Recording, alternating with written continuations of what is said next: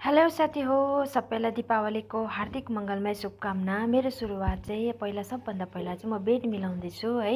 दिवालीको चाहिँ साफसफाइ सकेर चाहिँ बेडसिटहरू सबै चेन्ज गर्छु भनेर प्रत्येक रुमको चाहिँ बेडसिटहरू चेन्ज गरेँ। यो चाहिँ मेरो नानीको रुम हो, साह्रै मेसी बनाउँछ है, गिटारहरू यता त्यता राख्छ। उसको पनि है बेडहरू मिलाएर चाहिँ माता लक्ष्मीलाई चाहिँ रोटी चढाउनु पऱ्यो भनेर रोटी चाहिँ बनाउनु थालेँ मैले पनि है। हेर्नुहोस् त रोटीहरू मेरो बनियो।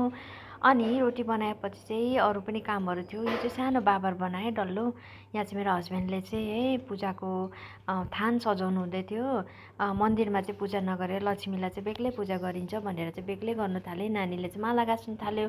अनि मैले चाहिँ सोचेँ रङ्गोली बनाउँछु भनेर, तर रङ्गोली बनाउनु जान्दा जान्दै पनि आज चाहिँ मैले यो नै एकदम रेडिमेड रङ्गोली बनाउँछु भनेर चाहिँ तर्खर गरेँ। अनि दियोहरू चाहिँ मैले धोएर सुकाएको थिएँ। अनि त्यसमा चाहिँ मैले बातीहरू लगाएर चाहिँ ड्याङ्की ड्याङ तेल भरिदिएँ है। अनि यसमा चाहिँ घिउको दियो जलाउनु पर्यो भनेर चाहिँ घिउ लगाएँ। अनि लक्ष्मी र गणेशजीलाई नुहाएर चाहिँ चिटिक्क बनाइदिएको थिएँ। अनि यो चाहिँ मेरो रङ्गोली साथी हो। रङ्गोली बनाउनु चाहिँ एकदम सजिलो रहेछ। यसमा चाहिँ कलर लगायो अनि ठ्याम पाऱ्यो है, ड्याम मजाले सेपमा मजाको डिजाइन जस्तो डिजाइन छ त्यस्तै आइहाल्दो रहेछ है। तर आफै पनि बनाएको चाहिँ बेस्ट हुन्छ। यो चाहिँ एउटै डिजाइन हर साल हुने रहेछ, तर आफूले बनायो भने चाहिँ डिजाइन फेरि बनाउन सकिन्छ। तर चाडबाडमा चाहिँ यति साह्रो काम हुन्छ कि खोइ केही गर्नै भ्याइँदैन।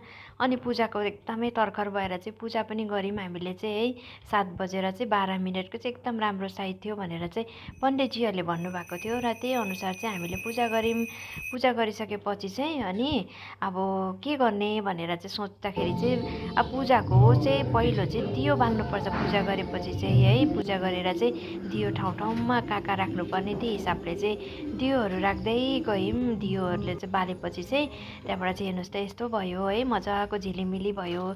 झिलिमिली रातमा साथीभाइ साथमा भन्दै है भैलो खेल्नु त मन परेको थियो। तर के गर्नु है साथी हो, मेरो घर चाहिँ यस्तो छ है। अब घर चाहिँ खासै डेकोरेसन त भएन र पनि लाइट मात्रै भयो। अनि म चाहिँ अब ठुल्ठुलो पटेका चलाउनु चाहिँ सक्दिनँ। अनि झिरझिरे बालेर खुसी भएँ है। यो चाहिँ घर यता मेरो बरन्डा हो। अनि हल्का फुल्का सजाएको थियो। सयपत्री फुल चाहिँ एउटै फुलेन हौ साथी हो। अन्त यो चाहिँ मैले नक्कली लगाएको, भगवान पनि छक्कै पऱ्यो होला, एउटा भन्दा एउटै फुलेन। बोर्ड चाहिँ थुप्रो छ है। अनि घर चाहिँ यसरी सजाएको थिएँ। हल्का फुल्का लाइटले गर्दा मात्रै राम्रो देख्दैछ, कलर सलर गर्नु चाहिँ पाइएन है साथी हो।